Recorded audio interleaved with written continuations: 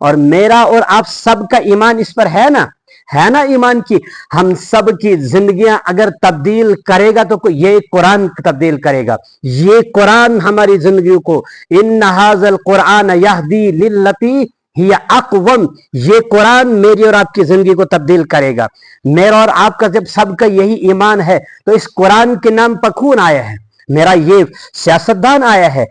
کون آیا ہے اس قرآن کے نام پر؟ اس ممبر کا مالک، ممبر کا مولوی صاحب آیا ہے، یہ میر وائز آیا ہے، یہ مسجد کا امام اس قرآن کے نام پر آیا ہے، اس قرآن کے دعوے پر، اس قرآن کے نام پر آپ کے سامنے کھڑا ہوا ہے.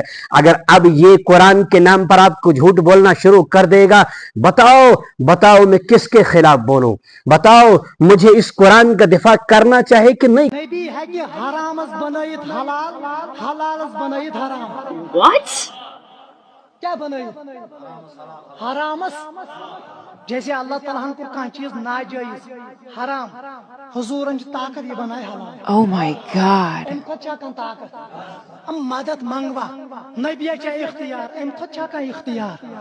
اب آپ اٹھاؤ اس قرآن کے نام پر اگر آپ کوئی جھوٹ بولتا ہے. میرے بچوں، آپ تمام جن کے ہاتھوں میں موبائل میں قرآن ہے، ذرا آپ بھی کھولو، آپ بھی اپنے قرآن کھولیے. اگر آپ کے پاس ابھی یہاں قرآن نہیں ہے، اٹھو گھر میں قرآن کھولنا. 28واں پارہ سورہ تحریم آپ کے سامنے میں نے کھول کے رکھی ہے. آپ سب اپنے موبائلوں میں قرآن کھولیے اور اٹھائیے.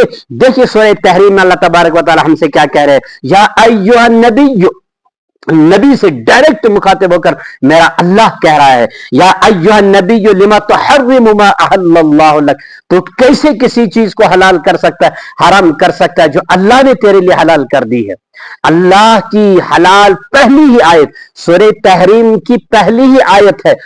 ہاں، اپنے موبائل میں بھی قرآن کھولیے، اپنے قرآن کاش میں اس لیے بچوں بولتا ہوں آپ کو، جوانوں قرآن کھولو، قرآن پڑھو، قرآن کو ٹرانسلیشن کے ساتھ پڑھنا شروع کر دو.